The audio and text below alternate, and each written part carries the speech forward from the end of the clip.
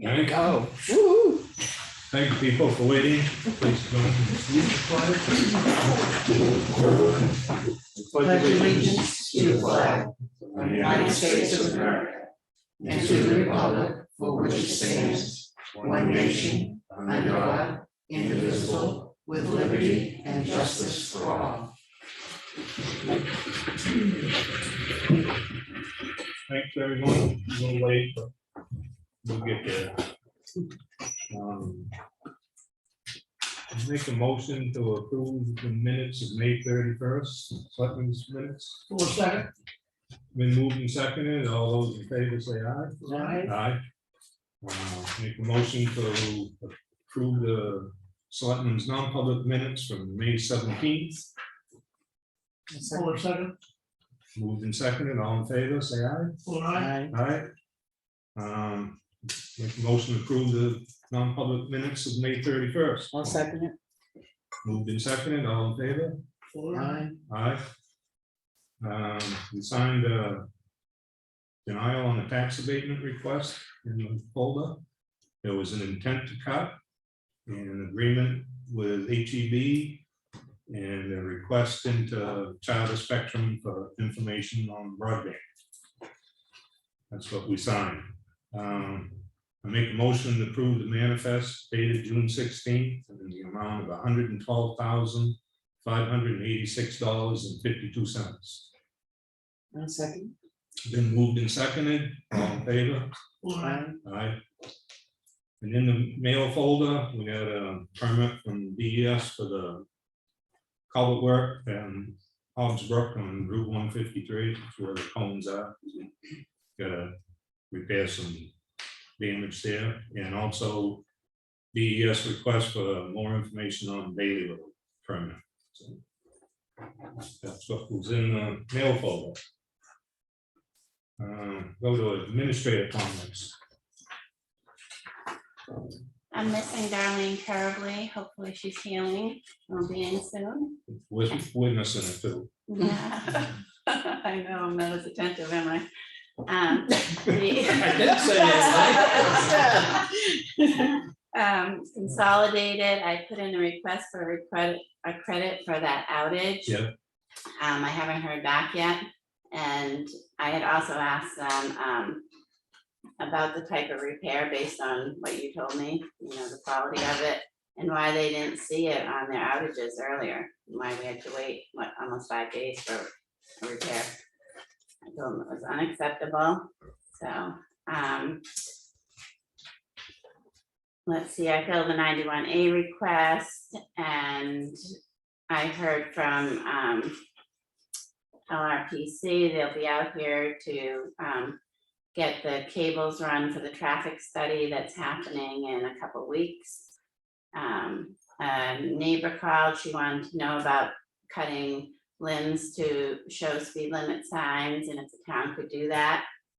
And based on conversations with you, I'll let her know that to approach the landowner, the abutter to that sign, and get them cut. Todd Mason came and did the landscaping here. It looks really nice outside. Do you know if Todd's got a landfill cap on his mowing schedule, because the grass is getting a little tall? I will ask him Thank you. the landfill cap. Correct. Okay, all right. So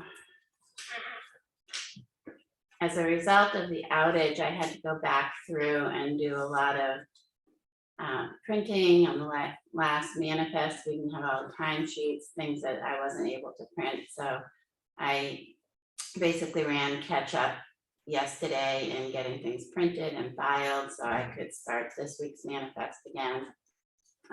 So that's basically what I've been doing, and I took a couple days out with my mom. So she's back in Texas, I'm back here. We're good. Thanks for staying late last night. No, you're welcome. I know you were frustrated. Thank you. You're welcome. Have anything else? No. Chuck? Couple things. we signed, the board of selectmen signed an L-chip letter of support for the grant. We're in the process of writing. Gracie and I will have it submitted by middle of next week. We're going after 155,000 from L-chip and 10,000 from the Moose Lake grant. I talked to Evans Brothers yesterday about getting a load of crushed stone at the library, so we can get the base for the new shed in place. I did have an email with Carol Pfister last week regarding the air conditioners. Have we found anything yet, or are we still Dun, dun, dun, dun. all in? They're all in. Okay, On that though, on your email, you had said a handyman because we're looking to reorganize the modular building, the file cabinets, the map case, and the, when the police department took room for their closet, they also took our outlet. So We need it. you needed it, I know. I know. Don't tell that to Carol though. And Turn everything's fridge. so we rearranged where the air conditioner goes in there, and we're looking for some manpower to come help out with moving things around. And so the fire department put in the air conditioners. They did ask me to ask the police department next time. They recommended to the police. They I know, I told them, you know, if we're, They got the ladders. And what do you call it, thermal, hypothermal. yes. So they recommended you might want to get one that vents, you know, it's a floor one that Yep. just vents out the window, Right. since you can't go through the wall with Right. yours. It's probably not a bad idea. Right. Did you not have that, a window one before? We do. It's just not secure. There's nothing secure about it. That's the problem. So we got a new one for the window, but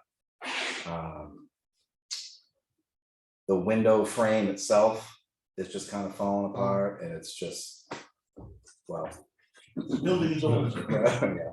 Those little stand-up portables that vent to the window, they're not very secure either. No, but if it's, yeah, true, running it out the window, so either way, the building's just not.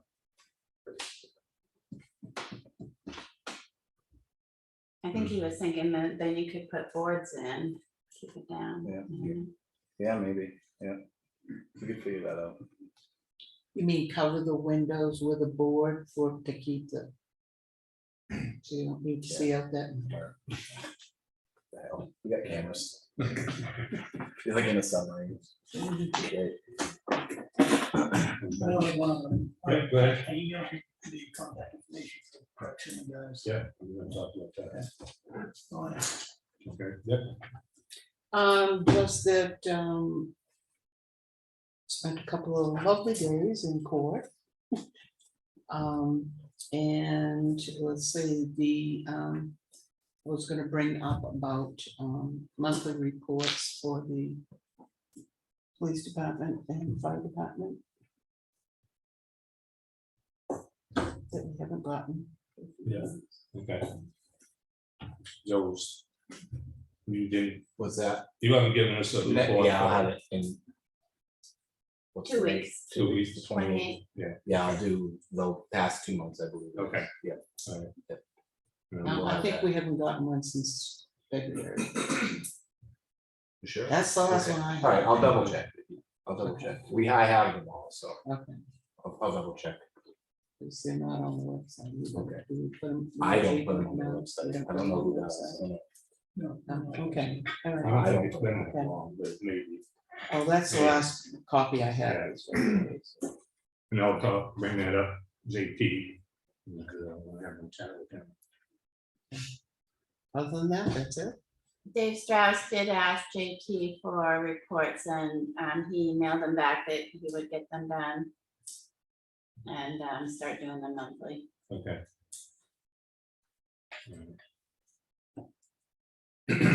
That's all you got? Okay. Do you hear that from, you didn't get a quote from the sign company? I got a quote from them, but I'm asking them to revise it because I asked for the 9-inch. I went out in the shed and measured 9-inch, but the state had quoted 6-inch, so Oh, you all asked me to get a I'm sorry, comparable quote, rework it, okay. so they're reworking it. Okay. And if you said it was Mike, it was Mark. If you said it was Mark, it was Mike. So What was his name? I have to look. Because I'm gonna tell you whatever his name is, that's what I told you. Well, Lenny wrote it down wrong. Yeah, I probably Lenny did. wrote it down That's what it's called, we'll go with that. wrong. Okay, Any word for clean houses? no, No, okay. you want me to email him again? No. I know, that guy's probably still traveling on paved road. Anybody that hasn't been up Green Mountain Road lately, the section that we're gonna reclaim, the tree trimmers were in there. Trimmed out the 2 miles of road, opened it right up, looks really good. There's a couple saplings at 25 that they are gonna get later, but they were kind of stressed for time, and running out of time. And they come out real good. Everybody that I've talked to said they did a professional job and highly recommended for anybody, and they were polite and professional, and I'd like to give a thanks to them, and also offer our condolences to Dale and Vanessa and Jackie and Dale's mother, Kelly, to the loss of Dale Senior, so our thoughts are prayers with that family right now. And also to congratulate Dale on the birth of his daughter, pretty much the same time. The formal company name is Smith Family Tree Service, right? Right. Yeah. Yeah. For the record. They checked on the calcium. I think there's still one more load to go out. I don't think they have done every road in town yet. They do, they haven't done your road. Yeah, they haven't done Clough. They did get out to about Clough City and ran out. And didn't get back since. But I haven't been able to get her a hold wrong.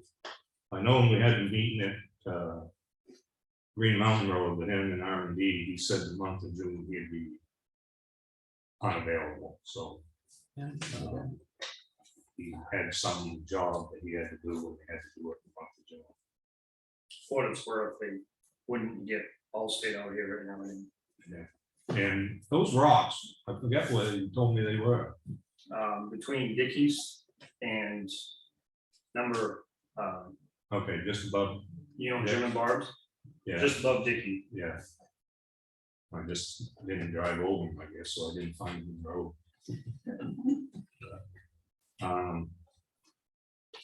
I did call crack sealing today. Should decide on what roads we want to do. He said $7,000 a pallet. He said he asked us what road we'd do, and I said, well, we definitely do Townhouse Road. He says, was that the long road with a lot of traffic, a lot of trucks? I said, yeah, it's one of the main roads in town. But he said if it was a shorter road with a little bit more cracks in it, you could do it maybe a little bit cheaper. But he said maybe 7,000, and if we wanted to do, yeah, first thing he asked me so much money we had waters. I said, I don't know. But he says we might be able to get the second pallet cheaper. And last year we only did like a pallet and a half. And then they got rained out or something, and they never came back, or we never called them to come back. So other than Townhouse Road, the first section of Green Mountain Road between Champion Hill and Home Street, there's a couple of cracks developed in that section. We shouldn't get down, but where do you want to go after that? I would actually have just take the call down that section and make sure there's no additional cracks. I agree with this, not many. Yeah, yeah, they called it right by who lives in that on the corner. Right between Champion Hill and N Street, on further they found this. That culvert right That was there. Alan Proctor's, but I don't, think it's Proctor's anymore. Yeah, okay, right, that culvert right before that was cracked, opened up there, and then one just a little bit beyond, that's the only ones I've seen. But, phase two's pretty good, Snow Road's good, so I figured Daily Road and Anything we've done in the past couple of years, anything that was left over, we haven't moved on that much. yeah, They only did small sections of it there and out, but yeah, if there's anything left over, go up there. Last resort. okay, so I told him I'd call him back, so. We wanna go with one pallet, two pallets, so, He's ordering them one at a time, let's order one and see how far we get. Have to do it for, you consider gas and everything. You're gonna have But to, each pallet's coming up as a separate load. So, other than the price of petroleum. it won't be any difference. yeah, he just puts a ton, a pallet is a ton, so he just puts it back to the one ton, yeah. Holds it up, Move it up. we need some Dover. So it's not like he's traveling a long ways. well. I would say that at gas prices, wouldn't it be better to do a one trip? With Yeah, a but we're not one also gonna need two. Well, it'd take him most of one day to do. Tunnels with trip? Okay. depending on the amount of cracks and a lot of cracks and tunnels road. Good candidate for shoulder, there's a lot of cracks on the edges. All right, I'll call him back and do one pallet, see how far that goes. He said it would probably be, he could do it probably within a couple of weeks. So he's just telling me as soon as he decide, see how we'll talk about it tonight. So I'll call him tomorrow. You have two of those traffic studies happening on that road. Right, In two places, but that shouldn't bother them, okay. Just checking. no.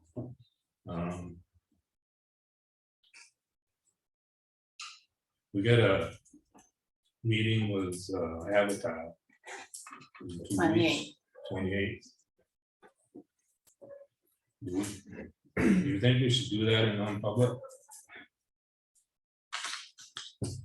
I think you can probably decide if you're gonna go into anything specific, but it probably, my recommendation would be to do what their role and responsibilities are in public. Yeah. But if you're gonna She's talk, coming right at 4:30, so, yeah, Let's put one first. I think I'll be public. yeah, And specifically saying no specific names or street addresses to be right, discussed. because it's mostly their roles and responsibilities. okay.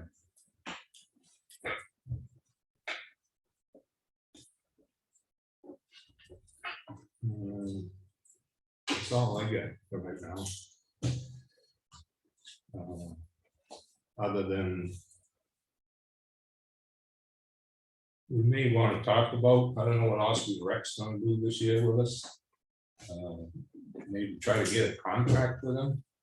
And we can, and one of us or Yeah. all of us need to do a quote and the contract. Dave and I talked about going over the last one. All right. If you want, I'll go over it and spell out what we want to detail. Okay.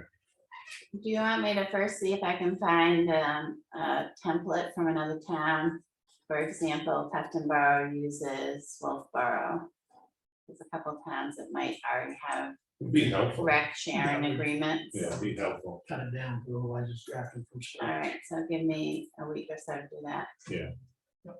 Well, as long as we'll have something, going in budget season. Yeah.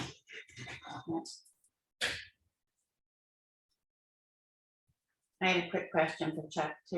Okay. I was only able to find the charter spectrum information request, not one for consolidated. Do you remember one for Oh, consolidated? yeah, right, okay, let me, I'll reach out to them tonight and I'll copy you on it. What's the contact information for that? Okay, And we'll, it'll be back to you in a day. all right.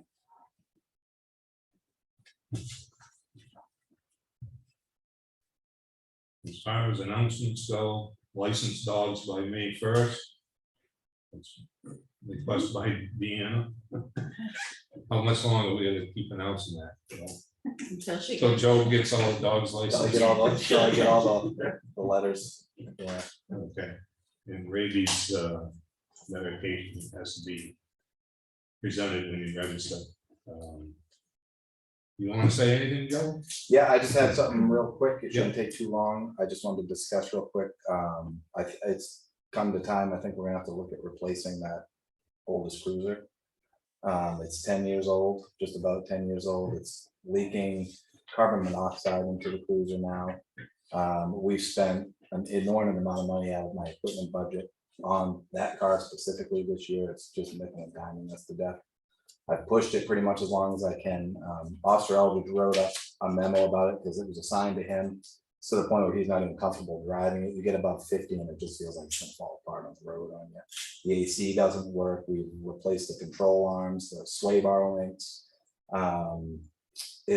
When it idles, none of the defrost works on it, so that's gonna become an issue as the weather changes. Weekly check engine lights that are getting addressed. Multiple exhaust leaks. We fix one, another one shows up. And the biggest one, the transmission starting to slip on. Sounds like my car. So. Yeah, but you don't gotta respond to emergencies in your car. How do you know? Joe, you have contacts for dealerships? Yeah, we've reached out to a couple just to see what the, I gotta believe the supply is. well, the supply is extremely tight. So we found a dealership that does have some in stock. Everybody so far has been a year wait for another Ford Explorer. It'll be this time next year. There was a Dodge Charger that was available, and then there is one other Ford Explorer that's available. And I think with the cruiser and equipment, it's gonna be in the ballpark of 55. Which is pretty much all we had from the budget committee last 2 years. That's pretty standard. So that's where I'm at with it. That's why I mean, I keep trying with it, but my big thing is the transmission and the carbon monoxide. You know, you're sitting in the car. Can you, as soon as you hear something, can you come back? Absolutely, yeah, absolutely. Yeah, I can certainly do that. And how much is in that fund? I think with the funds they just added, I think it's 60. It's 60 in there. Typically, cruisers are replaced 3 to 5 years. They're in patrol rotations, 80 to 90,000 miles. Yeah, This one's how many miles? 107, 107 now, yeah. And it's been through, I don't know how many, couple different administrations now. And it's just not, Yeah, there's one Tim Butts there. Yes. First one. right, And I think the improvement plan has a rotation every 6 years. yeah, So Yes, I think- basically you're getting an improvement. I think you're correct.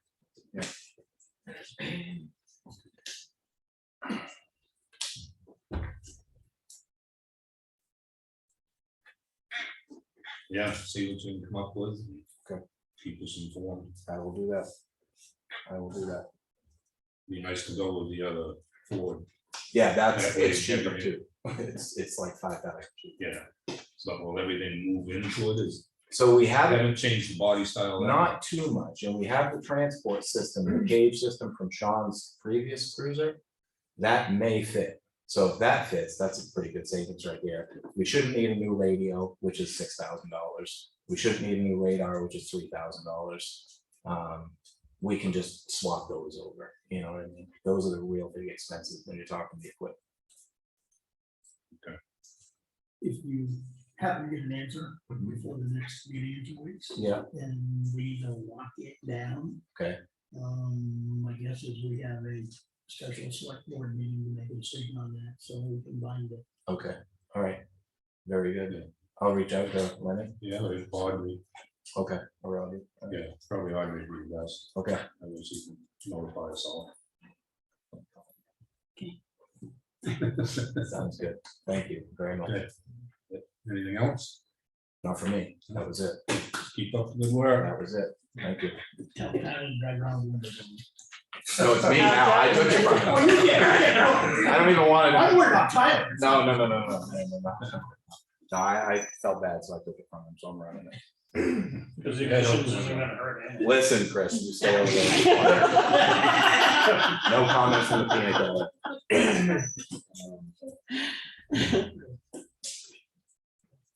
Do we want to bring in Rebecca now or do that after public comment?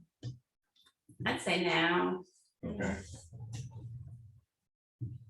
are you going back out or? Yeah, I'm good. Can you please ask Rebecca to come in? No, she's in her room. Oh, she is? Okay. I'll go this way. Thank you. Thank you. Appreciate it. Take care. Thanks, Joe. She's locked out back. Pardon? In her room, locked out back. Getting some work done. Uh-huh. Well, she was in a meeting earlier. You know that.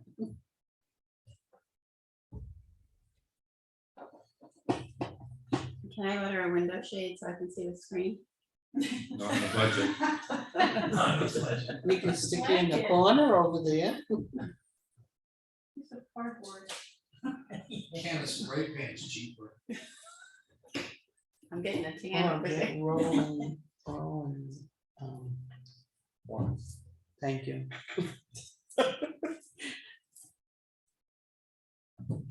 When they hang the blinds up, can you have them straighten those two pictures, please? I keep looking at those over there all the Before I have an time. anxiety attack.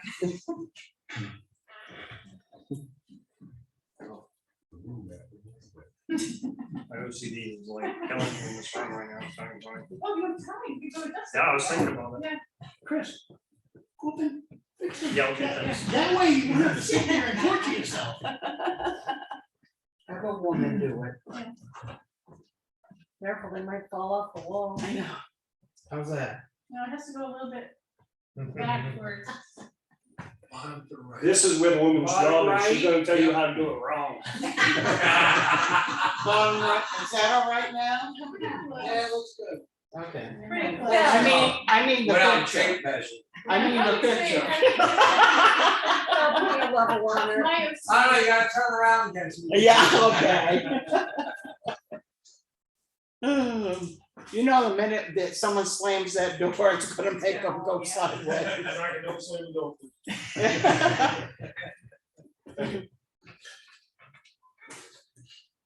See, Chris has an easier job because he's lined it up with the.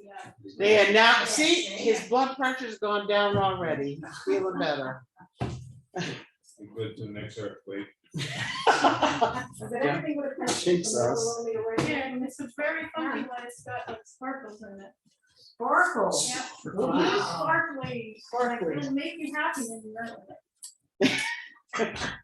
Is that a guarantee? Maybe. Okay, Welcome, several people, you're on. what do you need? Oh, well, I'm thinking of it. I got flagged down Sunday on my way to the transfer station. Yeah. The guy in the schoolhouse, the old schoolhouse, he made him move his shed. Yeah. Now you want a map? Yeah, I just want a little sketch of where he moved it to. Yeah, no, it's beyond the 15-foot line. It's probably 25, 30 feet. Right, I just need in the file, to Right. look at where it is. He said he ain't sending you anything. I says, well, let me tell her you moved it and it's good. I knew he moved it, it's just that it's a, you know, the original idea was to move it away from the property line, because it was right on the property line. And when he moved it to a completely different location, out behind the house, I sent him a little note saying, would you send me back a sketch of the new location? I think I even gave him a stamp to self-addressed envelope. Oh, yeah, no, I don't know, he was pretty wild when I saw him, Yeah, well, Well, it doesn't work out. so A lot of people around here. it is taken care of, you may not get to pay for it. It's taken care oh, of. I know he moved it, but, you know, our regulations sort of state that we're supposed to know where stuff is. You know, I mean, on the original permit, it has it on the side there, and now that he's moved it, I was gonna attach to the original permit, I mean, is it location. something he has to do, or can someone else just? Well, usually when someone builds a structure, they give me a drawing of where the location is, and if they move it. I mean, I didn't ask him to do Because a he don't permit or even, he anything. don't even own the property. Right, yeah, I talked to the So owner. his too. landlord's paying tax on Right, so, anyway, I'll deal with it. it. Okay. Let's have David look at it on his way by. Send sick David on, huh? Yeah. Okay. Not you, David. Okay, questions about the report or anything else? Yes, I have questions. Okay, So, as I was diving into it, yeah, is this referencing one of your emails? Or is it? I'm trying to figure out how we're issuing RV permits Excuse me? contrary, how are we issuing RV permits contrary to the vote from the March town meeting? It said there must be a demonstration of how they're going to use sanitary buses.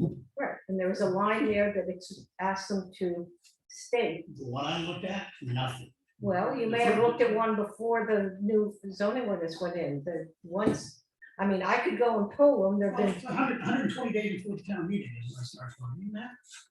So I'm gonna believe you issued it within the last couple months. all I'm trying to I think understand is- emergency zoning is binding before the town meeting. I don't think changes to your zoning ordinance are binding until they take effect at the town 120 meeting. days after. 120 after? Yeah. Good, never mind. So any changes that the planning board voted on in January, It's good, I'm good, and, Good. okay, clear. I just wanna make sure going forward. yeah, well, I Are you changed, doing that? yeah, I changed the application forms for RV use. Actually, I changed them in January based on the concerns of the planning board. And then we updated them a little bit in April, and then I changed the residential, non-residential building permits in May. So all the permit applications have been updated completely for 2022. In fact, I just sent one back today saying you really can't apply for a permit with the 2020 application form. You have to use the 2022 application form. So is there a reason why we haven't updated the RV, the spec sheet? Because the language is contrary to the language in statute law. I gave you a specific word in my email. Well, the spec sheet that I have has the language right in it. I mean, I'd have to go, Well, the And one pull that it. was on the website, and the well, one that I pulled. If it's not updated, then that's our issue. this is the spec sheet. For 1/2022, Town of Effingham Seasonal Recreation Vehicle Information Sheet. That should be what's there. Mhm. And it's got the definition of an RV. The as in the RV zoning must ordinance. have adequate sanitary facilities. The applicant must demonstrate how solid waste and sewage will be disposed of in a lawful manner per New Hampshire law and New Effingham Health Ordinance. Any unlawful disposal of solid waste or sewage will void this permit. My question is, how are we documenting that in the permit process? Because the spec sheet's not clear on that, and the application's not clear on that. Well, I beg your pardon, the person who's applying puts on the application form how they are dealing with the waste of the RV. And it's varied from, How much space is you allocated for that in that act? About 2 inches. There's no way. I mean, the guy that wrote the letter, there was on one of them, 2 paragraphs explaining exactly what he was doing, he met that definition very nicely. And I just didn't see it. So we'll be back that one. So we've talked numerous times about making sure whenever you're doing these permits, you're sending them over to the health officer. None of them is getting over to David or Mike. So the I'm trying to permits figure for out where- RVs are not going to the health officer before they're issued. The Okay. permits for the the permits for the RVs are issued for the use of an RV. And I have added to the RV permit application form a request for information about the registration of the RV, a residency somewhere else, so we will no longer have people using RVs as a resident, and specific information about how the septic is being dealt with. The RV permits then issued have been shared with the health officer, although he never asked for them specifically, but I just shipped them all off him today. He is certainly within his right to go out to those RV stations. There are 6 so far in 5 months out of the year, so I don't think it's gonna be burdensome. He can go out there and see if in fact that RV is disposing of the waste in a way that he sees fit. That's not my responsibility. My responsibility, based on the conversations we had, to document on the application form what process the applicant is using to dispose of their waste. Okay. So based on the code enforcement training you and I took the other day, it was very clear up front from Attorney Surge, which happens to be also the town attorney, that we should be documenting process of the permit process and the enforcement process. So I would like to ask you to pull together some bullet points for that, so that we can begin documenting what we're doing. In addition to that, I want to take, as we talked about earlier, and you responded to in the email after we had that discussion with that search, that you would basically provide copies to the health officer before the permit was issued. That is for residences. Mr. Chairman, point of order, please. Is this a non-public with an employee issue? You guys, No, it's a process issue relative to her job. I'm talking to the chairman, Mr. Fuller, No, and I asked for a point of order. I feel like it's. Because the agenda here says zoning enforcement officer. It is quite possible before I came in, there was a discussion between the board of selectmen and an employee of the town that she would be willing to discuss non-public information in public. Did that happen? Because if it didn't, I don't think this should be taking place. Process of. Again, I'm addressing the chairman. Chuck has an issue with her process of how she's permitting these, not basically a job or a person. He just wants to clarify why between her and the health officer and septic disposal. So he feels that she's not doing that. Well, I feel that his mannerism and the way he's talking to a town employee is very degrading. And I don't think as a voter that I should, that I accept that behavior. Because I've seen him do that once before on camera. To another town employee that allowed it to be discussed in public. And I don't think it is behavior that should be allowed. I don't care what your position is in this town. I don't think I should be talking to an employee of town as a voter. And I'm not her boss in that manner. It's not acceptable. Okay, thank you. Good. Okay. I had just one question, the demo house up there.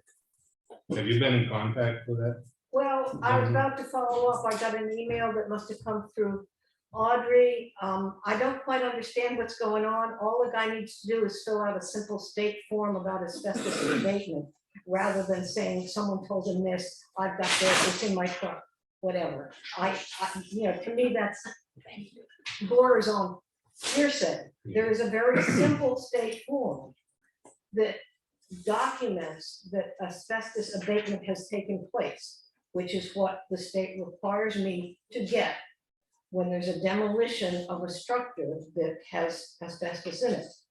And if he's been in communication with the folks at DES and the asbestos people and the specialists in removing asbestos, they just haven't gotten together and put it all on the form that I'm required to look at. And the state is very clear on what they asked for. And, an earlier property owner, when I invoked this, and it was sort of like, whoa, what are you doing? We're about to take that house down. The contractor's coming down week after next. They ran it all through in like 10 days. They got it approved. They got documentation of what asbestos there was in the structure. They got it signed off on the form from DES. And, this has been, it's heading close to a year that I've been just asking for one simple document, the state document that says that the asbestos abatement has taken place. Okay, my conversation with him, he's tried to explain to me, and he supposedly forwarded you all the emails from DES. I saw all the And they emails.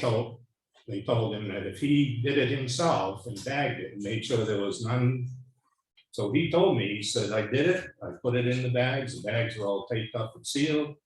He said, and I just have to hire a company to take it, I think he said Epic, I don't know if that's the Well, maybe I'm place, just but he being, said, the state saying that he didn't have to get a permit from them if he did it himself. He just has to well, get a then the state license. has to sign off on the form saying it's been dealt with. That's my understanding of the situation.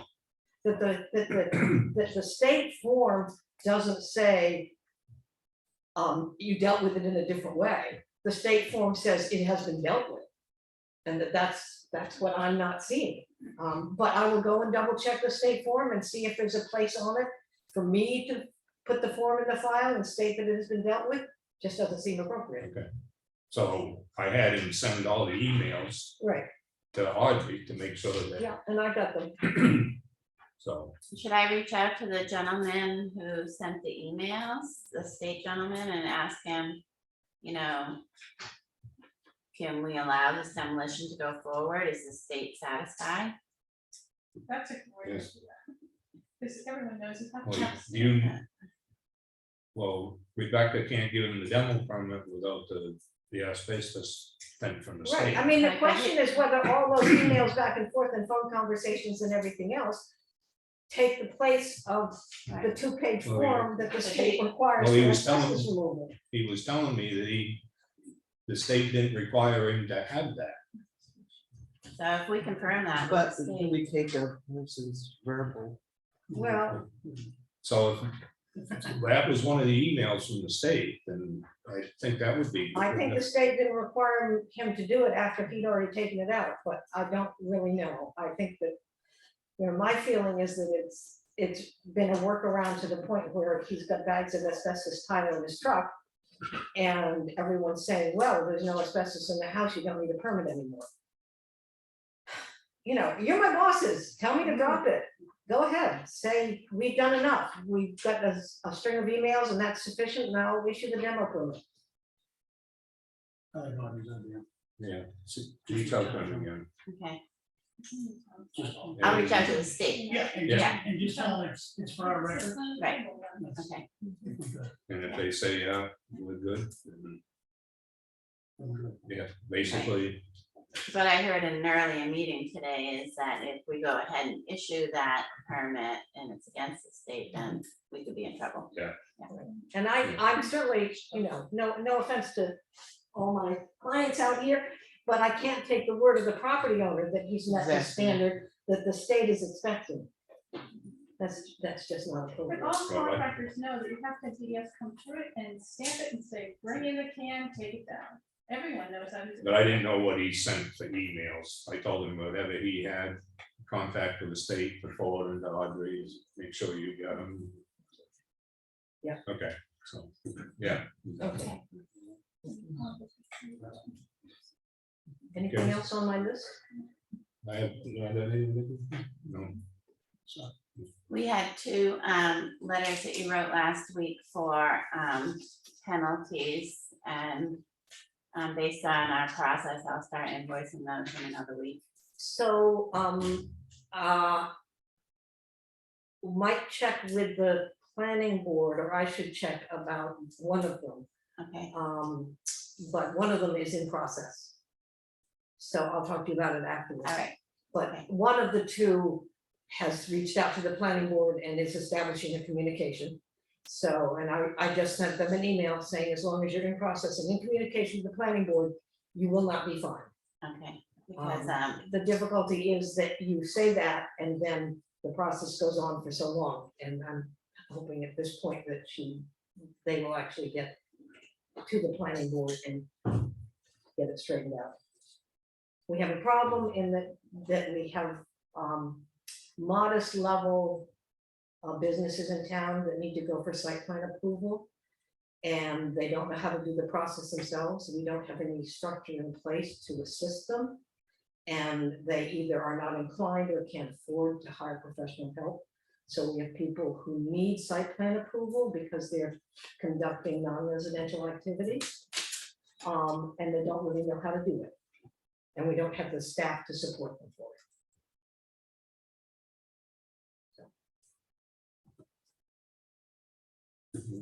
doing the best that you can. Anything else? And you have, I have a question on the demo house. Yeah. You know, Doris from the Freedom Food Pantry, she says that she's been seeing debris floating down the river. And she was wondering if some kind of barrier is gonna be put up between the house and the river to stop it from blowing in. so fence. I don't know whose responsibility to. It's actually the state responsibility, or it's the homeowner's responsibility based on the state permit. So they have, see, when the demo started and I put the cease and desist on it, I required 3 things, basically. I required the application for a demo permit, and to get the demo permit, the owner needed to do 2 things. He needed to get the asbestos abatement information, and they needed to get a shoreline permit from the state DES to work within 250 feet of the river. And he did get the shoreline permit. I had that in hand. And you know, it's an interesting question of the shoreline permit. I don't believe said anything about putting in silt fences or anything like that. But it's quite clear in our zoning ordinance that anything that falls under the jurisdiction of the Shoreland Act is not enforced by us. And I just had this conversation with a member of the planning board about another property, that the planning board, in writing the zoning ordinance, made it quite clear that when it was under the Shoreland Act, that they had jurisdiction over it, and we weren't gonna try and do their job for them, or the other way around, that it fell to the shoreline. So that applies to all of that river frontage. It applies to Province Lake and, you know, other places that are within 250 feet of those surface waters that are protected, or the class 4 rivers that are protected.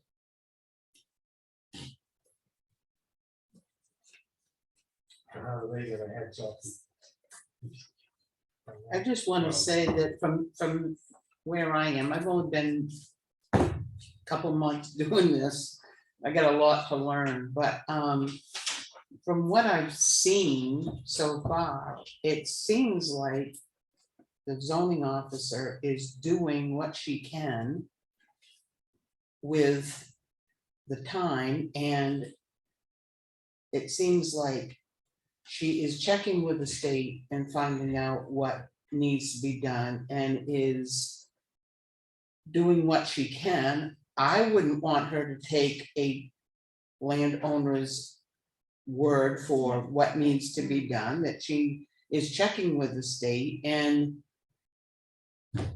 is doing what she needs to do what is required. But I mean, I may be wrong, but it just seems like she's ahead and doing what she needs to within the time that needs to be done. But there are things, situations that are popping up that is maybe holding her back from doing whatever, or someone else is asking other questions and asking her to do things that may not be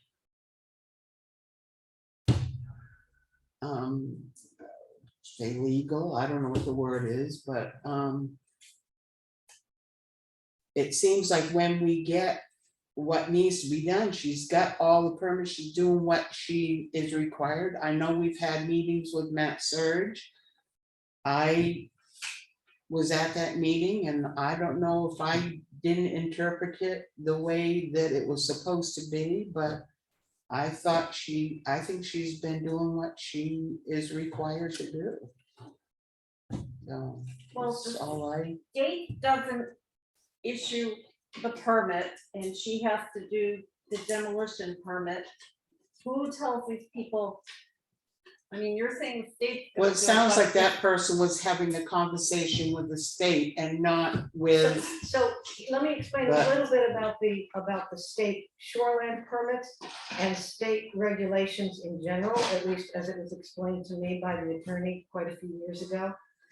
I cannot knowingly allow a property owner to do something that goes against state regulations. So therefore, when I saw the demolition going on, I had to tell him that he needed the state permits. In fact, I also notified DES that it was going on in case they wanted to come out. I don't always do that, but in something that was at that level of crisis.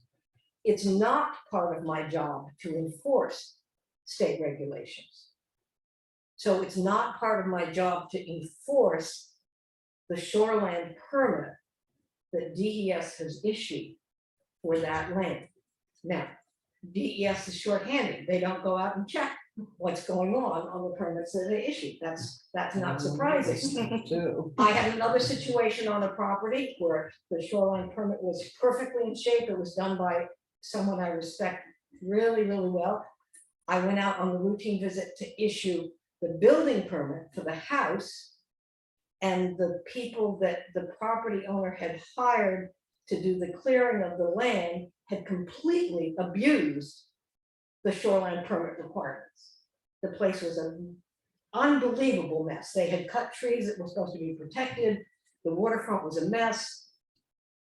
In that situation, I told them that I was not going to issue any building permits, and I called DES and informed them of it, and I called the person who had issued the original shoreline permit. And I said, you need to get with DES. We need a remediation plan for this damage, or this woman's not going to get any permits for any structure. Because I'm not going to issue any permits till I know there's a remediation plan in place. So it's a matter of degree what I am able to do and what I have the time to do when it comes to enforcing basically a state regulation. If I see something that's disastrous as, you know, a building coming down or a beach trash, I'll start the ball rolling, but I'm not going to go out down, you know, on the south shore of Providence Lake. I'm not going to go out every month and see if they're doing what the state permit requires. It's not part of my job. Whose job is that? Is that State. your job? State, It's a state.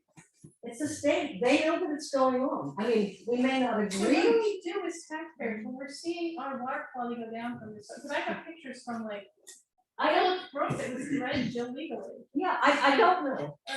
How do we, I mean, the people are summer people, they came in winter, the lake was down, they excavated it, and they showed up docks, but the dock permit, did they not get a dock permit? I mean, there must be something that town can say, you gotta stop. I don't know. Well, we can, if we see illegal activity, I can say stop, and I can say you need to get a shoreline permit from the state, but our zoning ordinance is quite clear.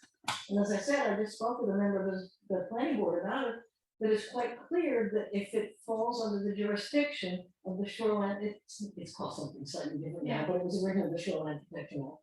If it falls under their jurisdiction, it's the state responsibility. I mean, what can we do? We can fund state government better so that they have people working for shoreline that can go out and do inspections. Yeah. I mean, that's the real answer. okay. Thank you. Can I ask the question? Does it pertain to zoning? It does, I was just trying to avoid this, I was gonna ask it through the Oh. chair. Oh, yeah, Okay. sorry. Thank you. Oh, I apologize. And that wasn't just, no, you guys are behaving just fine, I'm just trying to keep my own self in check. Yeah, Okay. The DES website, does it have, I know you can look up who has permits. You can look up history of subsurface, can you also look up history of shoreline permits? Can a citizen go on and do that, and a citizen could make a complaint regarding permit number X if they saw something going on? I'm not sure. Rather than leave it to you or to the zoning I officer. think they do, but I don't know. That's a really good question, and I've got at least one. I don't know, person does it make any difference? Or at least it's. I've it's lost no- all I- faith in right, DES in the At least last 2 weeks. send it in Yeah. an email, put it in an email, at least there's a record that someone said something at some point. Yeah. That's all. Yeah. That's a nice question. Rob, another comment, question, public comment. Yeah, we'll get to public comment. Yeah, maybe you can. But, Where it goes from good- there, yeah, good luck. at least, okay, thank you. Anything else, Rebecca? Anybody get into more? We're good? I thought there was something else that I was gonna mention tonight, but maybe I mentioned it during the health meeting this afternoon, concern about Yeah, it was just concerned about tracking rentals and stuff like that, but we brought it up. We brought it up earlier. Right. Yeah, so I don't think I have anything else. There's a little, we're later in the month, meeting than usual, and I just, the good news is that there are things on here that are what's ups and things like that, that actually I'm seeing a little forward motion on. So maybe we'll be able to cross a few more of them off, and you'll see that actually the balance between properties that we're tracking for violations and problems is getting smaller as the list of properties that are looking for permits is getting larger. And I did want to share, I'm sure you all noticed it, but the cabin that was built in the wetlands buffer over on Green Mountain Road has finally been taken down, removed. So that is from 2018 on my chart. That will be, this is the last time it will appear on this list. It is taken care of, so slow and steady. So I think that's it. Well, there's still one page. Yeah, well, there were a couple of things that came in on the last day of the month that I just sort of put on the shelf until the next day. You know, Get the first one off and that gives you one more space. Yeah. You have to shrink the font. Yeah, just try to keep it to one page. yeah, well, I believe in one page for everything. I never can understand those legal secretaries that don't know how to make map margins now or make a legal letter fit on one page instead of one page and then a signature on the second page. Anyway, nothing else then? I have nothing. Good, thanks. Does Thanks for anyone I coming else? in. have an enforcement question about, and I understand the shoreline, but I know it's not public comment yet, but before Rebecca leaves. So things like Rebecca called me because I was in violation with the tent that was on my property. She moved it right away. It's okay. The boat storage guy, he's still in violation. Is that gonna happen? Is he getting fined? Yeah, And yeah. the gas station that has the tank, I mean, I got a call and I acted and I changed, but I wasn't hurting anybody. So the gas tanks are still in there and they're, did anyone find them? Like, who's in charge of that? Is that Rebecca's job or is that the selectman's job? The enforcement comes bottom line to us. But being a legal case, we kind of shied away from it. One thing before it was a legal case. I think That's That was before me. so- Okay. my general manager. Yeah. My general approach is if someone is working to resolve a situation, we do not put them in violation. We accept that the process they are taking to get their property into conformity is one that we'll honor, whether it takes 2 weeks or several months. They stopped work there immediately, and then I thought we had sort of a good faith agreement that we were going to walk the process through, and then it got mired in the ZBA again, the appeal. Well, what about the boat guy? That's the The boat guy is one of the boat guy is, I heard a rumor that he had hired someone to do the site plan application for him. That's all I'll say. Okay, So again, it's in process. in process, Thank you. yeah, in process. And I think that's, I think that's really the appropriate way to go, that if you notify someone of something and they say, I'm trying to fix it, that to say, well, if you don't fix it in a week or 2 weeks, I'm gonna fine you is sort of uncivil, the level of the violation or the potential violation is great, but we don't have a system in place whereby we actually fine people for doing something without a permit. And that's an interesting question that I actually could bring up with you folks, which is that doesn't happen as much as it used to, but it was a regular situation that someone would send in an application to put up a garage. And I'd go out to do the site visit and the garage is half up.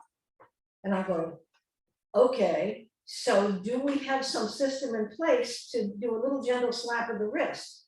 You're not gonna fine someone for being in violation, between when they remembered to apply for a permit and when they actually started work, but it does seem that if you apply for a permit after you've started, there maybe should be some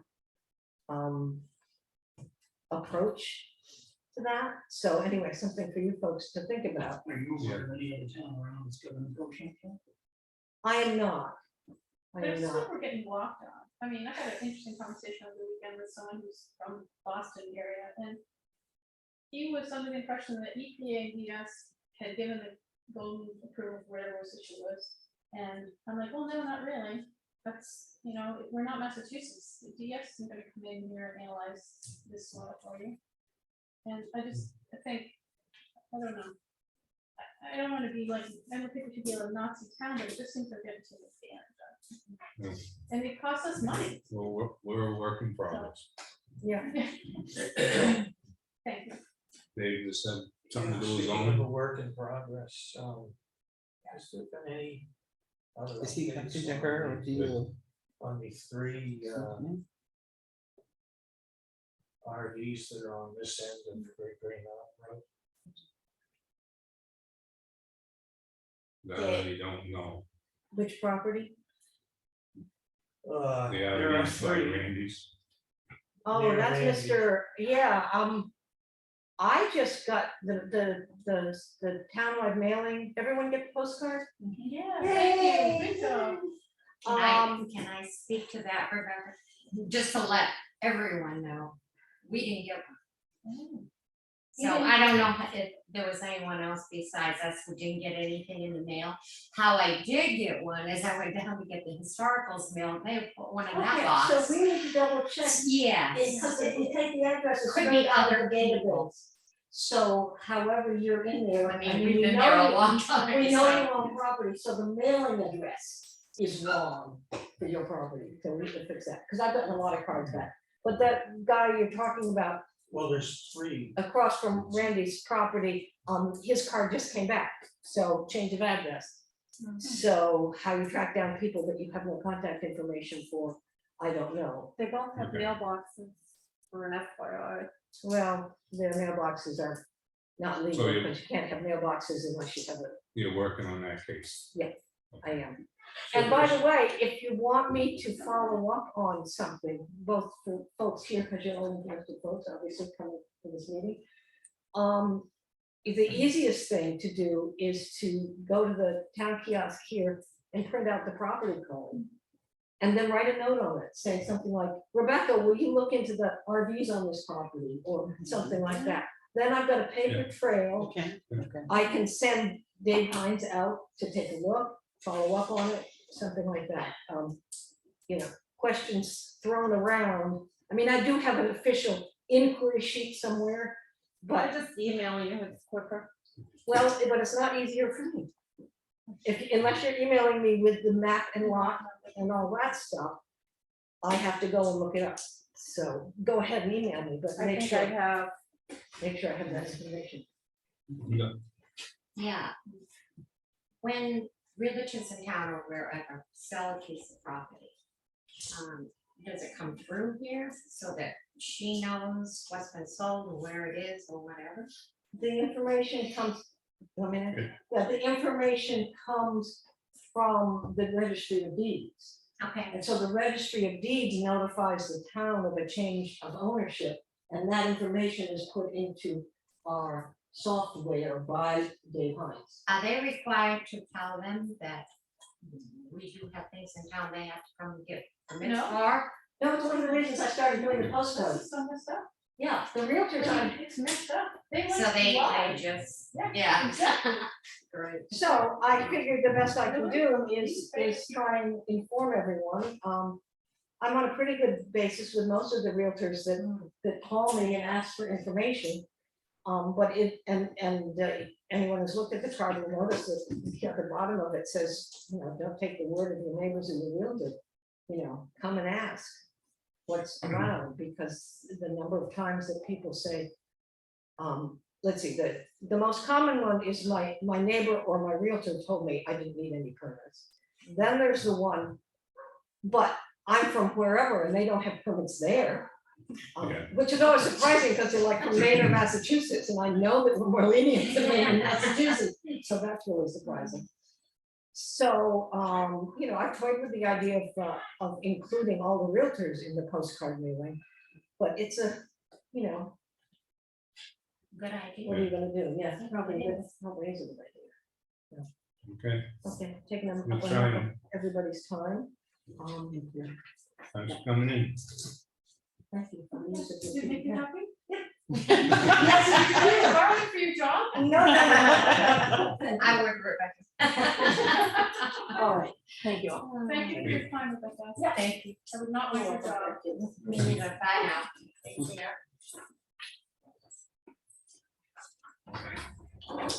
Okay, open it up for public comment.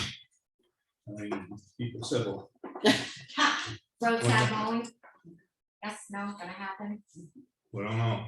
I don't know if Ron's buying them all for his excavator, but I don't know if he's buying a rubber wheeled excavator. I can't see him running a track excavator on the side of the road. Hopefully not.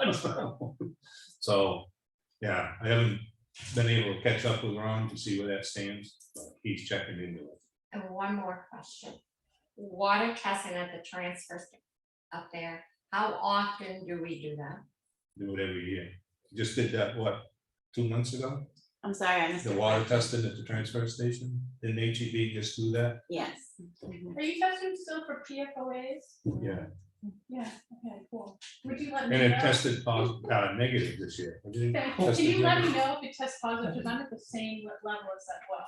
Yeah, So, because then if it's test positive, you let me know? yeah. No, everything come back negative, right? this year? Yeah, I can put that on the website. If it comes in Claire? positive, yeah, right? Blair, we'll put it on the website, so you can- whenever you want, Yeah, just wanna see okay. it. Yeah, no, I just like to know if it tests positive, because I was wondering if I should just go take myself and then, thank you. Anybody else? Lawrence? The legal fees for the health officer. Have you given any thought to putting a cap on the amount of money that they can spend? Last month, the month of May, they spent $11,903 in 1 month on one person in this town. Yeah, we haven't considered putting a cap on it, no. So I don't have the total figures, but we're up somewhere around $100,000 on this one person. No, I don't think it's that much. Well, I keep getting different figures, so Yeah, like I say, somewhere around that. it's a lot of money, but I. Yes, it is a lot. Not that much. Lawyers aren't cheap. And if the town wins this case, they still lost because they spent so much money. Well, I don't know, depends on how the judge rules. That's true. But I said, even if the town wins, they still lost. They spent so much money. So maybe we could move back.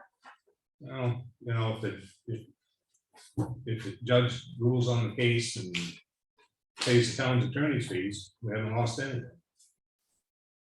So we don't know until the judge rules how it's gonna go.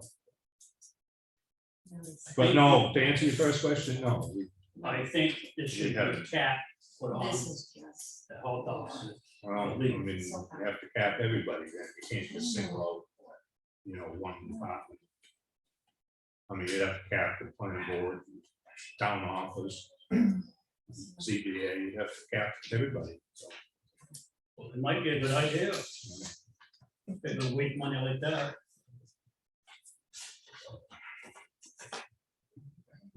Yeah, are we, is this something, I mean, we have a lot of people for these violations, probably 17 to 20.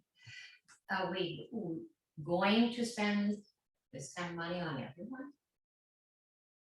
I mean, where do we do something here where it could make a difference without this kind of money? That's what we need. No. Yeah, we're trying the letters with a fine of $275 a day, Right? so that's inspired a lot of people to it's not to attention. Good. And we're Yeah. invoicing it, And yeah. Audrey's invoicing it every 2 weeks. Did you just start doing, I didn't know you were doing that, that's great. Yeah, last month before.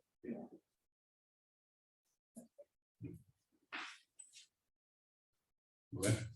So I'm distracted now because there are so many things that we talked about, I was gonna only talk about two, so I think I'll try and only talk about two, right? I was curious what's going on behind the dump with the forestry, because Jeff told me 10 years ago they weren't gonna cut back there again for 25 years. Because that's the South River Marsh and there's some rare plants in there, and I haven't gone in to see where they're actually cutting.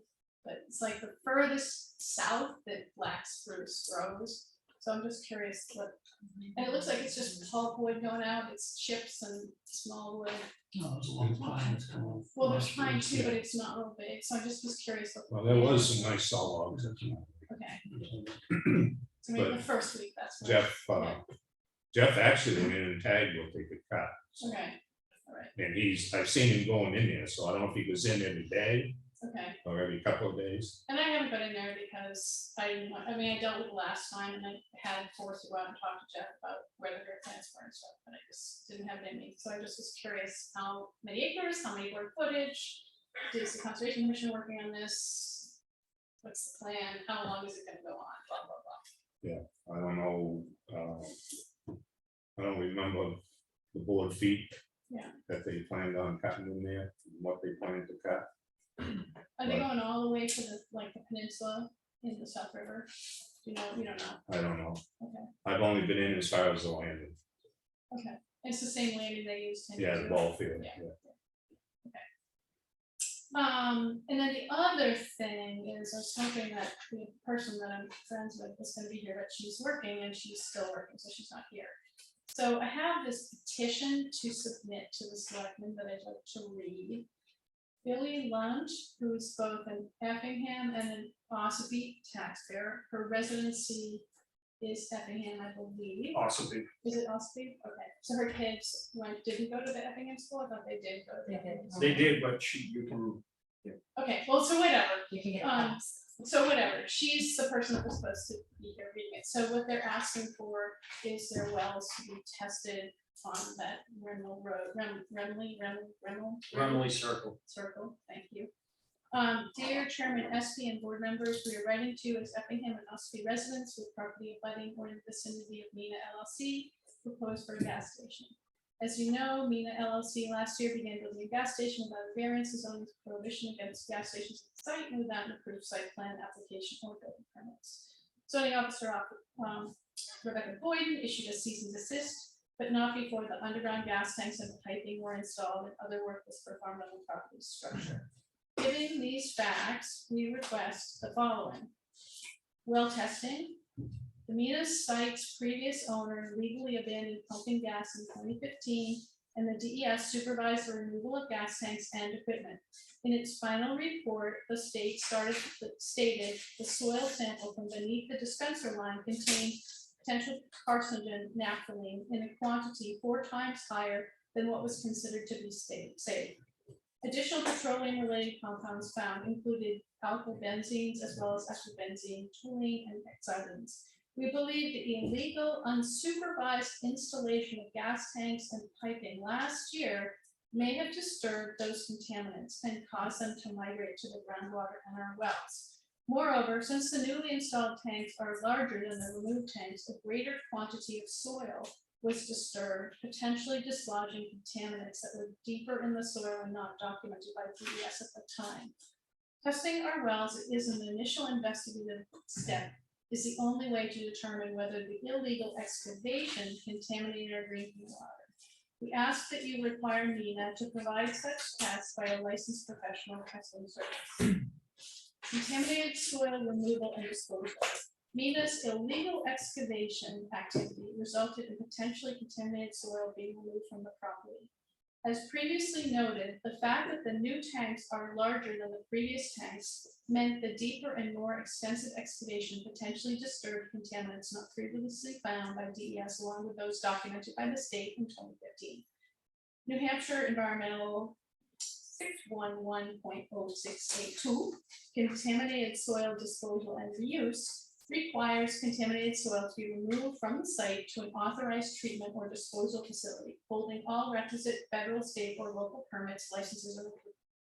Since the excavation and soil removal were unpermitted and unsupervised, we are concerned that potentially contaminated soil from the site could have been disposed of locally, potentially threatening the health and safety of Effingham and Oxford residents. We ask that you require MENA to document how it disposed of the materials it excavated and removed from the site to determine if it complied with state regulations. We believe MENA performed other work at the site, including but not limited to construction that may have involved carpentry and electrical work on the convenience store and apartment building. Zoning Officer Boyden has confirmed that MENA LLC did not apply for building permits at any time prior to her issuing the cease and desist order. We ask that you instruct the zoning officer to compile a master list of MENA's LLC zoning violations to date, so that the extent of the violations is a matter of public record. Additionally, we ask that the board discuss and consider fines for all illegal work performed to date, including installation of the gas tanks and piping, both as a matter of town law and as a matter of fairness and equity to applicants. And there are 10 different people that signed it. That was from it. So I guess it goes to the asbestos thing that we were just talking about. What happened to the dirt? Because it was listed. I might be able to shed a little light on this. At the last plan Shouldn't meeting, they have to get a lawyer to start that process? This is a big process they're talking This is like Rebecca's job with the cease and desist thing. The tanks went in, the dirt went somewhere. And that's But there- but- I think about. something I learned from the scientists Totally on recently the time. was the reason DES allowed them to cap it and not take out all the dirt, because this guy I talked to from Massachusetts said, oh no, in Massachusetts, they take out every single grain of sand. New Hampshire did not require that because it was capped over with macadam, so it wasn't gonna be disturbed. Naphthalene doesn't move through very quickly, so it's kind of like that, it's 4 times higher, but it's just sitting there. But when they dug it up illegally, what happened to the dirt? And did that release contaminants into those people's wells? And Billy's well is only 60 feet deep. Her neighbor that I talked to is 400 feet deep. If I had 400 foot deep well, I wouldn't be so worried, but if my well is only 60 feet, I would be worried. Thank you. yeah. In planning at the last session with me, I asked those exact questions of them. And they are supposed to be giving us answers at the next meeting. Great. So at that meeting, you should be there to get the answers to all those questions. And if we don't get those answers, I intend to continue to ask them. That's great, because whoever calls it has to get the slip from the place where they, I'm sorry, I should be talking to you. The contractor has to, they take it to wherever they take it, wherever it goes, it gets burned, and you get a slip, it's a hauler. I've taken this to be Like, disposed of. and it's like gonna they be said, that was then, I said, yeah, but that was done without permission. Yeah. There should still be records, and you should be able to produce those records, so, Yeah. they've been informed of Okay, that, thank you. so. Yeah, thanks. That contaminated soil was back when we took the tanks out. That's not just from then, No, it's from when they put the new tanks in, they had to dig deeper. When they capped it, DES, in the report that the planning board has, it says, we found this much naphthalene, mostly from the diesel. And they didn't require every grain of sand to be taken out, because it was capped over and it wasn't gonna be disturbed. If it were to be disturbed, then you would have to go and dig it all up first and hazardous waste it, and then put in whatever you want. So, and I don't know how many yards it was, I don't know if it was 100 yards, 300 yards, I have no idea how big it was. I've heard So, from nothing to several hundred yards, and I heard it's gone from the west coast all the way to a campground on 153 or the point 25. is, these people are my friends and I care about water, yeah, and so I'm like, wow, that's an interesting thing, for sure, they should be accountable.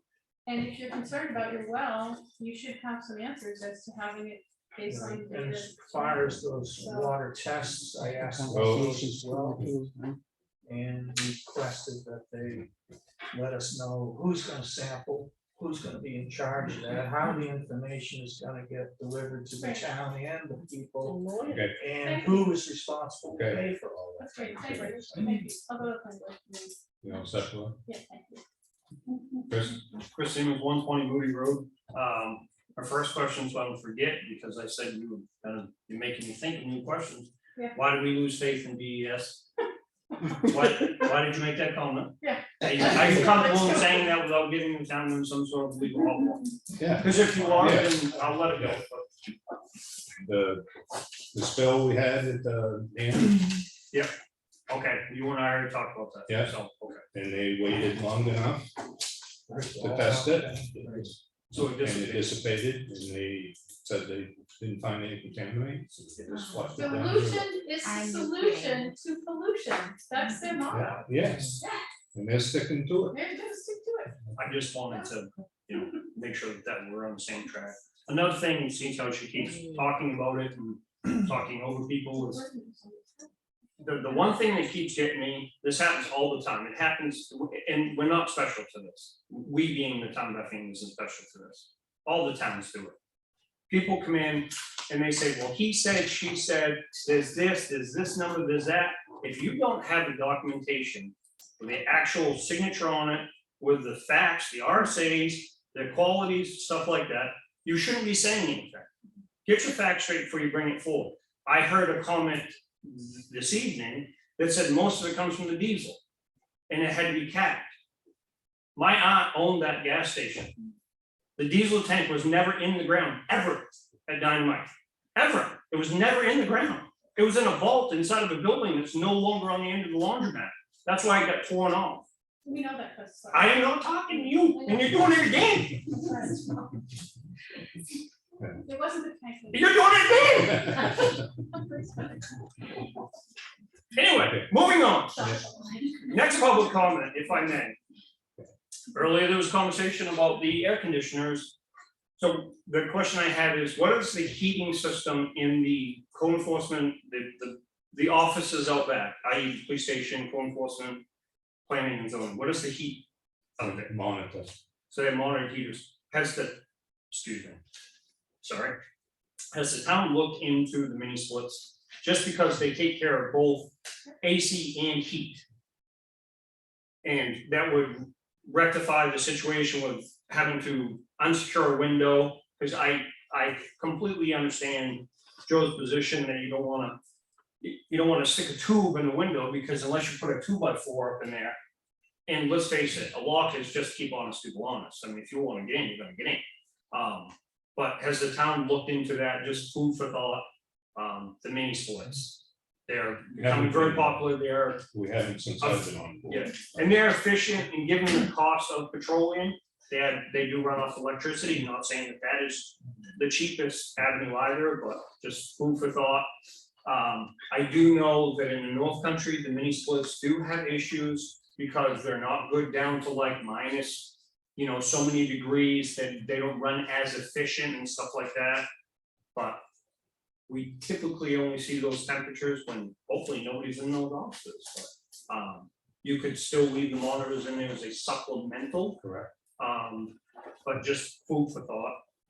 On the police cruises, correct me if I'm wrong, I'm not quoting exactly, there was a discussion when it got to the line item for putting money away for the police cruiser.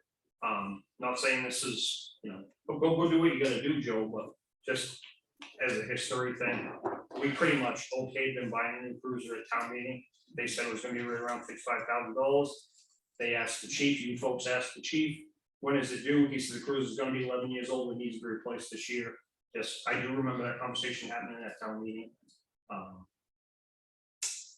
What was the other thing? Why are you looking at me? You asked her to It's gonna sit make next to me so you. glad that we have meetings at 4.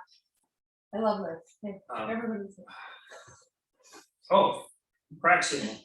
The shoulder work, I think before the town invests a bunch of money in crack sealing, you touched upon it, Mr. Chairman, with the shouldering on the side of the road. A lot of the cracks now on the pavement that's been done within the last 10 years. the road reconstruction of Townhouse Road, Green Mountain Road. I do believe that there was some pavement done on Hunter's Ridge Road as well, coming in from 25. So that is maybe to add to the crack sealing list, just so that doesn't fall by array, whatever. But the shouldering, that's a big thing. I think that the town might want to think about putting money towards that before crack sealing, because that is where your cracks are going to form first, is on the edges of the pavement. Because the water doesn't have any place to go, or the traffic is falling off in the pavement and breaking in the way. Because of the shoulders. We do try, I mean, we don't do the best job by any stretch of imagination. I'm not patting myself on the back. I work for a highway department. We do it every day. We're doing it today. We even shoulder on dirt roads. You have to give the water someplace to go, to get off in your roadbed, to take care of it. Even on dirt roads, it mitigates potholes, it keeps them down. It is just something that the town doesn't really do. We haven't done. I can only think of one time in the last 15, 20 years when, you know, some shoulder work was done. Just food for thought before we put $7,000 a ton in the crack sealing, because you can seal those cracks, but if you don't address the shoulder, well, instead of it just being a few pieces of pavement that break away, it's gonna be that entire section is gonna break away, because now it's all stuck together with crack seal. So I think that's it for now, but thank you very much for your time. Well, we had Ron last year, and we sold the Green Mountain, the new section of Green Mountain last year. He kept his shoulder machine at the transfer station, because we were gonna do parts of Townhouse, so the real bad parts. Yeah. Like Charlie Grant's Hill, Right. you know what Yeah. they are. And shouldering doesn't necessarily mean building it up. Sometimes it means taking it out. Yeah, well, there, it's gone. Right. But So, then the cold weather set in, and they left about half a yard more. And shoulder machine froze right solid. So, you know, take it back to shop, chisel it out, and we never got to it, but yeah, we know we need shouldering work. Well, every road in town can use work, but it all costs money. We try to keep it does. taxes Appreciate that. down. So, Yep, absolutely. I understand that. 100%. Thank you. okay. Anybody else? Irene, you have anything? You have anything? I have a lot to say, but not tonight. Oh, boy, it's good to see you. I'll tell you a little story. Back in 1787 for the Constitutional Convention, I don't remember that. Josiah Bartlett was one of the people that went. He went to the governor and he said he needed spending money. He needed spending money to make the trip down, 2 guys. So the governor said, what are you talking about? We're not paying for that trip. And he said, but this is for the colony. We're paying, you'll pay for the trip. New Hampshire was the only state that did not support its people. Josiah Bartlett put up his own fortune and paid their fare down there and ate on his money. The state did nothing. Nothing has changed in the state. Nothing, not a single thing. Thank you for moving the meeting to 4:30. Okay. It's good to see everyone's face. It really is. You too, Gordon. Might be that anything? I don't. We have one more hand up. Oh, Melissa. But I still think if there's a major issue like that, that's a pretty big issue. There should be some sort of a mediation way of people, a couple of lawyers or somebody to talk about it so that the terms can be presented to both sides at the same time. I mean, she's come in with a perfectly valid thing, but nobody knows anything about it. And it makes no sense to me.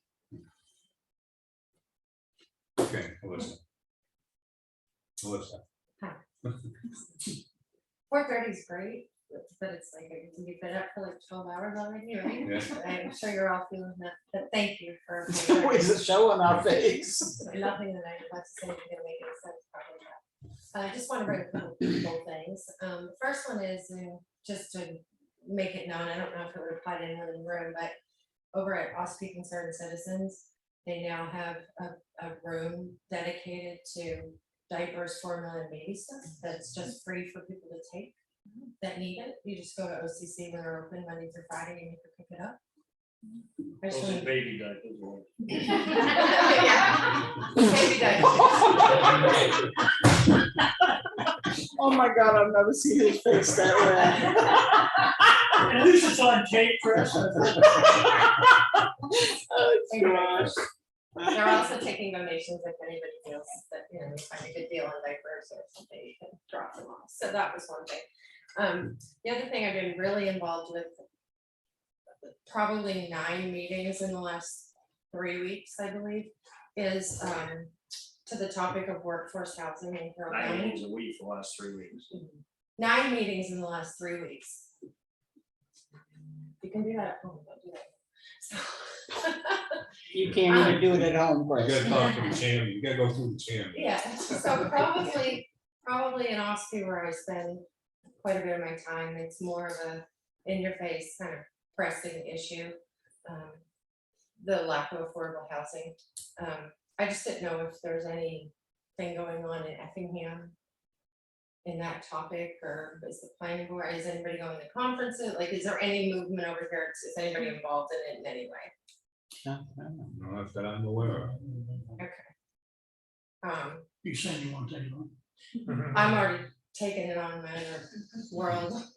I mean, I appreciate that. I appreciate, like, for example, I see, Chuck, I see you at the broadband meetings, kind of, on behalf of our community to help bring, internet access to everybody in town. I really appreciate people that are taking the time to do that. So thank you for that. It's just, that's kind of the most pressing issue right now is workforce housing, especially in that area. For example, I work with the county. There's 300 employees. We have 39 open full-time positions right now. That's a lot. I mean, it doesn't seem like a lot in 300, but we're taking care of 100 people at the nursing home, 60 people at the House of Corrections, running the sheriff's department. So the people that are there, that have been there, that have a place to stay, are burnt, and they need those 39 people, so maybe they can get a day off once in a while. But it's hard to attract those people. It's not just about the pay, it's about where they're gonna live. We've had several applicants that were ready to accept the job, but then they realize, I can't live there, there's nowhere to go. And then they don't come and work. So I think it's hampering a lot of things in economic development. It's also adding to the stressors and mental health concerns of the area, the substance abuse problem. I mean, it's not just a roof over your head. It has so many implications. How the children are performing in school. I mean, it just goes on and on and on. And the harder we hit it and the faster we do it, the better off we'll be. It's kind of the mindset that people are currently working on it right now. There was a Washington Valley Housing Coalition presentation last week at Hobbs. One of the things they talked about was a community land trust, wherein the property is developed for workforce housing with a conservation balance.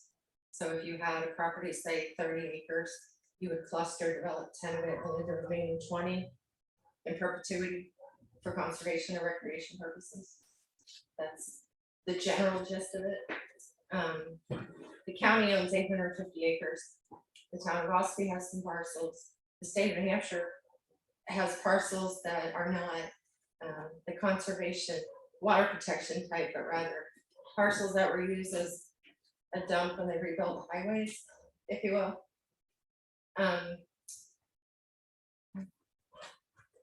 The idea of the trust is that the properties go to the trust to manage, and they help with it takes away the cost of the land for the developer so that they can afford to build affordable housing. Yes. Does the town of Effingham have any property? Do you have a list of town-owned properties that's easily accessible, or would I look it up in Avatar? How can I get a list of town-owned properties? I can ask assessing to get me something. Okay.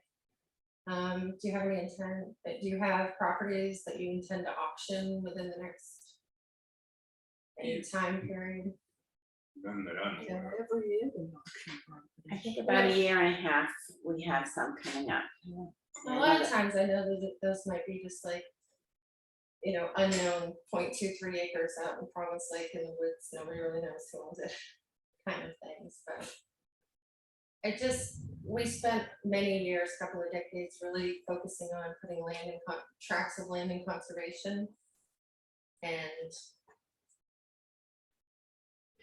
I think we're ripe now for maybe just some balance.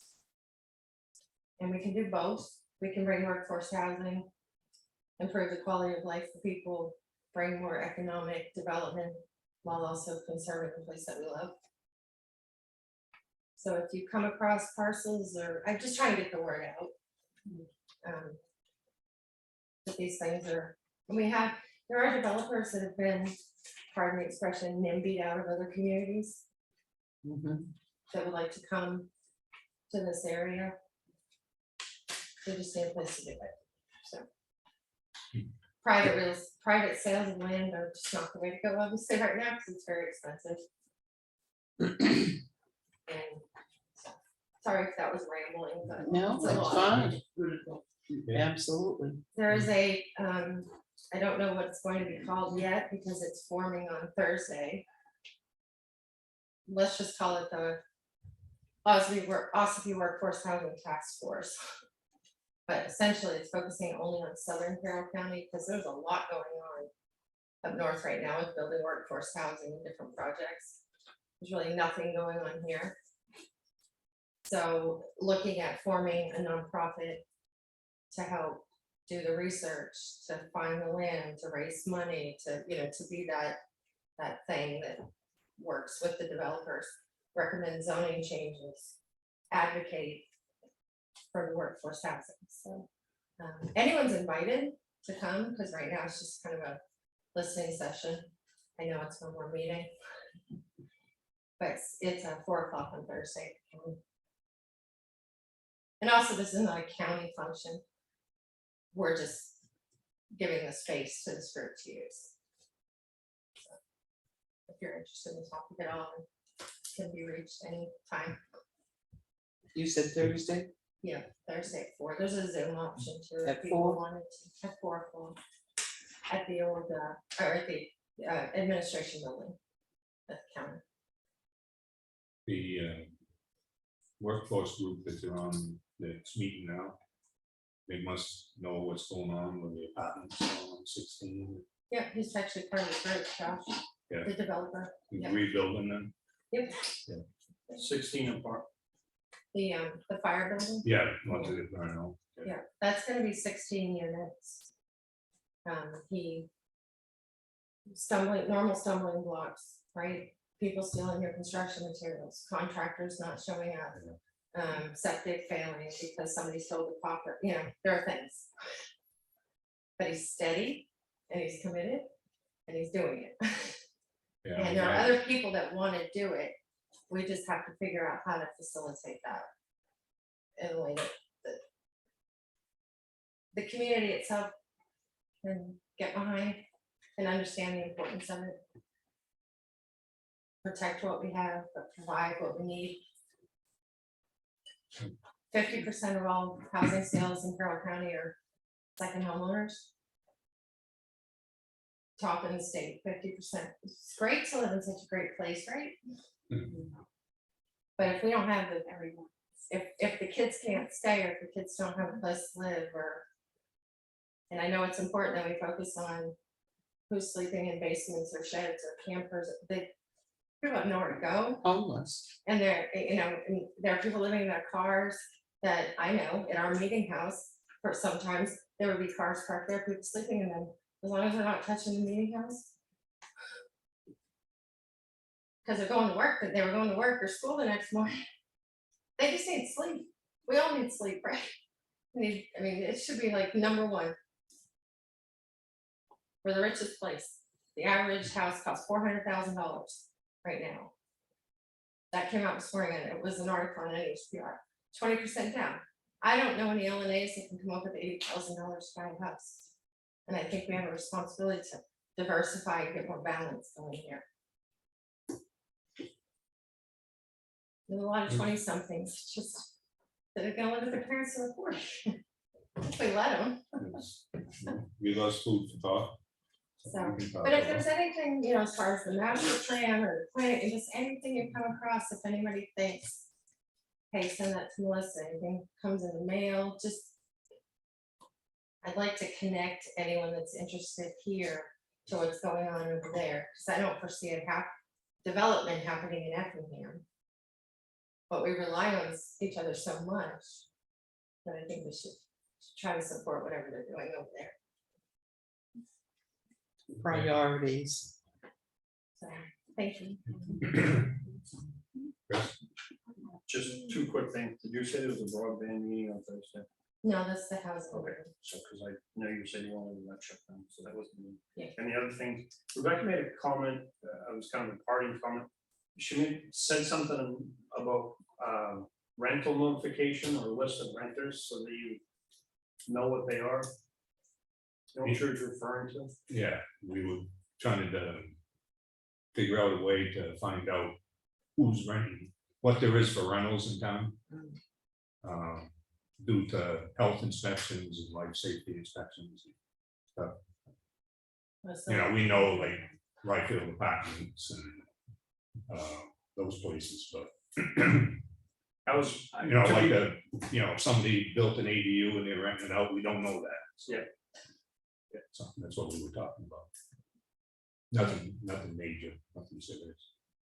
And can I just, one more thing on that, I know, so we need to know, because we need to enforce that things are being done safely and in a healthy manner. I would just ask that, especially in these times that are extremely trying for the people in our area, that our first move is one of education. We care about you, we want you to be safe in our community, do you have adequate fire smoke detectors in your place? If not, here, the fire department has some. Or there's no house number here, you can get those at the fire department, or I'm just asking, I'm not asking you to just ignore all the rules that we put in place, we voted on at town meeting. I'm just asking you to consider the people behind what's happening, they just need sleep. Yeah. Okay. Yeah. Thank you. And that's the grandmother in me, that's all I have to say. Okay. Anybody else? Nope. Who's gonna make it? Motion adjourned. I'll second it. And motion seconded, all those in favor say aye. Aye. Thank you, everybody. everybody. for coming. You too. Oh, okay, that's it.